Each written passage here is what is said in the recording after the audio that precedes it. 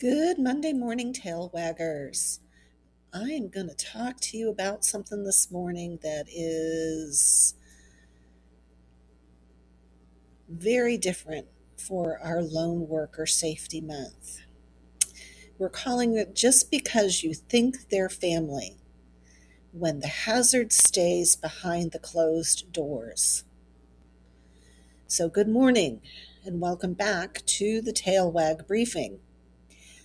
All month, we've been talking about lone worker safety and professional pet care. We have talked about check-ins. We took a long, hard look at your emergency response systems, communication, and what happens when a pet sitter goes down inside a client's home and nobody knows where the problem is.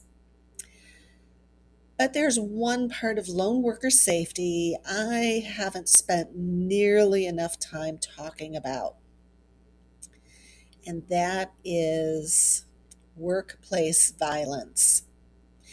And maybe that's because when we hear those words, workplace violence, we tend to imagine a stranger, someone breaking into the house, someone waiting outside, someone who clearly doesn't belong there. But what happens if they do belong there? Or at least everyone thinks they do. What if they are family? I want to give you a personal example. When I moved into my own home, I had an alarm system installed. Not because I had moved into an unsafe neighborhood. I had it installed because of my younger brother. Years later, my brother would be killed by Cleveland police during a domestic violence encounter. I don't tell you that to tell you my family history.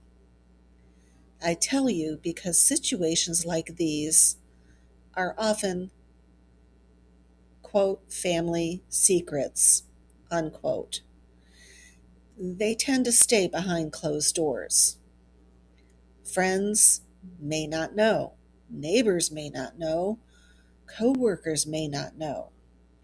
And the pets that are walking through the front door with a key and instructions for Fluffy certainly may not know. We aren't given the family's history when we accept a pet sitting assignment. We may not know what the estranged adult child, the violent former partner, maybe a separation that isn't going particularly well, the spouse who moved out but still has access to the house because the locks haven't been changed yet, the family member everyone knows not to upset. Sometimes nobody thinks to tell us. Sometimes nobody wants to tell us. And that's the first indication that something is wrong, is when the pet sitter encounters it.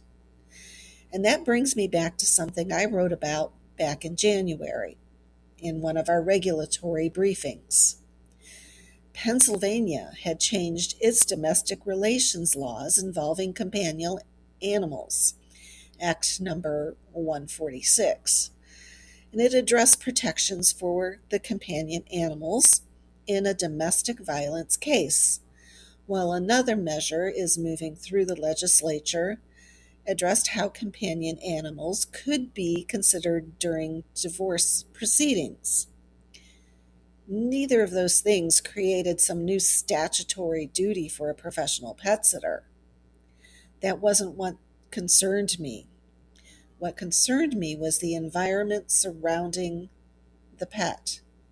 Because when relationships fracture, pets can become part of the conflict.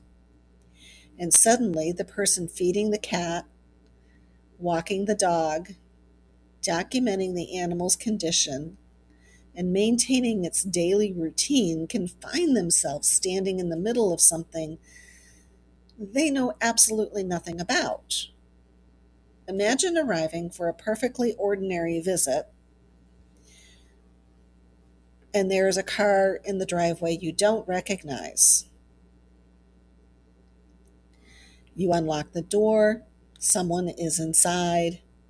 They tell you they're the client's husband, or the wife, or the ex, or the brother, or adult child. Maybe you've heard their name before, maybe you haven't. They know the animals, they know their way around the house. Obviously, they had a key. And the question rolling in your mind is, are they supposed to be there? And the reality is, you don't know. And here's where professional pet sitters can get themselves into trouble, because our job is not to figure it out. We're not law enforcement, and we're not family mediators. We are not there to determine who owns what and who has a right to be angry and whose name is on the deed, or which spouse has the stronger claim to the dog. From a safety standpoint, the question is much simpler. Can I safely perform the work? OSHA defines workplace violence quite broadly, and it isn't limited to someone physically attacking a worker. It can include threats, harassment, intimidation, verbal abuse, and other threatening behavior occurring at the work site. And for us, the work site is frequently somebody else's private home. And that's important, because the fact that somebody is related to our client tells us something about their relationship. It tells us nothing about the hazard level. Their family is not a risk assessment. Back in January, I called this emotional spillover into the work environment. 7 months later, we are spending much more time examining lone worker safety. And I think I would phrase the concern even more plainly. A family secret can become a lone worker's undisclosed workplace hazard. And that is extraordinarily difficult to control if we never acknowledge that it exists. A lone pet sitter doesn't have a supervisor standing down the hallway. There isn't a security desk downstairs. There's no coworker to hear someone's voice suddenly change. There may be nobody else who knows that the sitter has just walked into something that doesn't feel quite right. There is simply one person standing inside a private residence, often behind a closed door, trying to decide what to do next. So, what do we control? Well, we control our policies. We can ask clients whether anyone is legally prohibited from being on the property while we're providing care. We can require disclosure when another person is expected to enter the home during our service window. We can keep our phone and keys on our person instead of dropping them on a kitchen counter. We can know where our exits are. Several means of egress. We can use check-in procedures so someone knows when we enter and when we're supposed to leave. And most importantly, we can establish something before the emergency happens. We establish that the pet sitter has the authority to leave. You don't have to solve the family dispute. You don't have to determine whether the person standing in front of you really belongs there.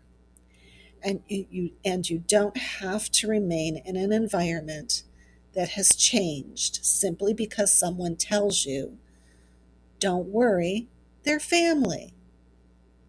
No, you leave. You get somewhere safe, then figure out what comes next. This is one of the things I appreciate about actually working through a safety management system instead of treating a safety manual as something we write once and put on a shelf. Workplace violence isn't adequately developed in my own field manual. Yet, when I went back through my work, I discovered something interesting.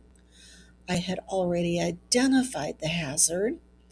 I had already written about the controls.